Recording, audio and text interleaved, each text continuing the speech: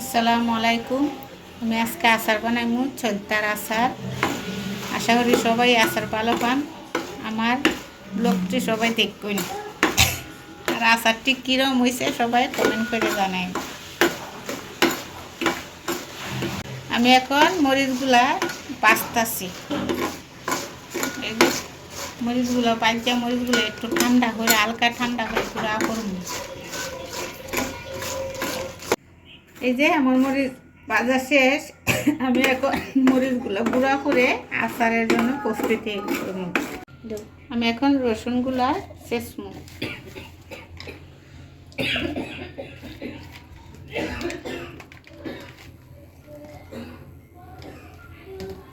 আমি এখন রসুনগুলা ছেঁচে লইব।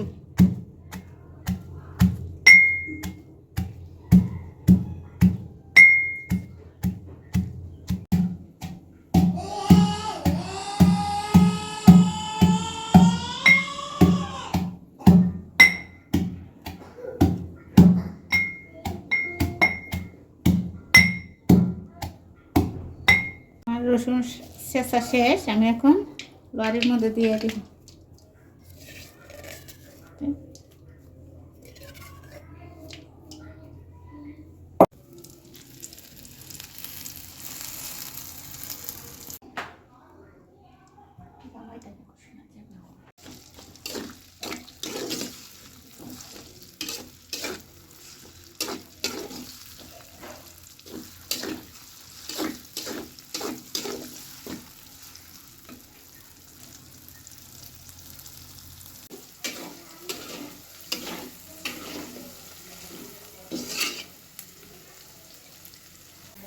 এই যে এখন আমি মরিচগুলা আমি একটা কাগজ হাতের মধ্যে বান্ধা রয়েছি, যাতে আমার হাতে জাল না লাগে। আমি এখন মরিচগুলা গুঁড়া করব।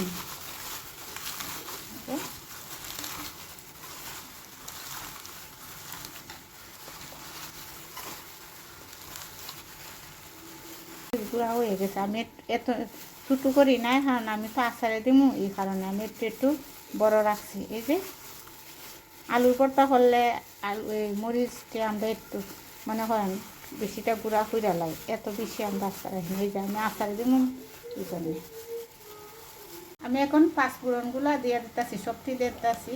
কারণ যত ছোটো প্যাকেট, আর আমরা বেশি দিন রাখবো না, আমরা মনে করেন সাথে সাথে দিয়ে খাইয়ে লইনি, কারণ সামনে রোদ আসতেছে, আচার কোনো খাওয়া যাইব না, এই কারণে আমরা খাইয়ে লইনি।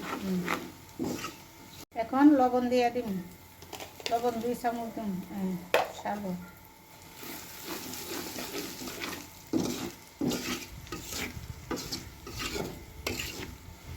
এখন চিনি,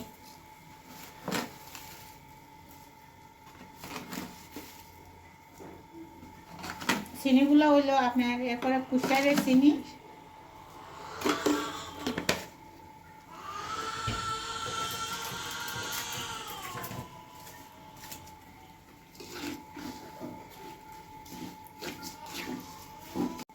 যে আমি তেজপাতাও কয়েকটা দিচ্ছি, তেজপাতাকে দিয়ে এরান করব।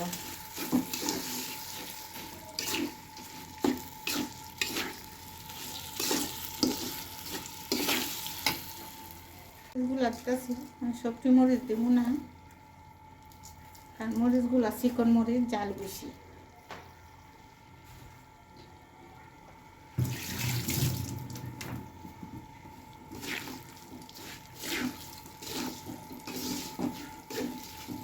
এখন আমি সাইটাগুলা দিয়ে দিব।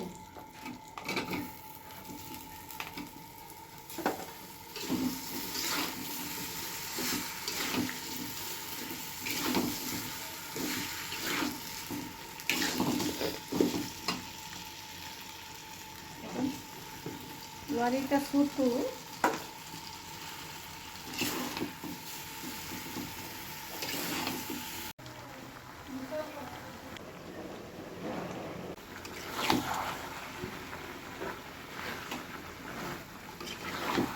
আস্তে আস্তে মজে আইব, সিদ্ধ হয়ে আইলে তাহলে আস্তে আস্তে মানে অল্প হয়ে যাবো। যারা যারা চলতার আচার ভালো খান, আমার এটার মধ্যে কমেন্ট করে জানায়। আশা করি সবাই ভালো খান, সবাই কমেন্ট করবেন আমার আচারটা কীরকম হয়েছে। এই যে আস্তে আস্তে জল উঠতেছে আমার আচারের তেল। আচার মনে হয় আমার আচার বানানি শেষ। সবাই দেখেন, আপনারাও বাসার মধ্যে ছুরিটা কিনে নিয়ে খাইয়া ট্রাই করে দেখেন। এই যে আমার আশা করি আমার ভিডিওটি আপনাদের দ্বারা ভালো লাগবে। আসসালামু আলাইকুম।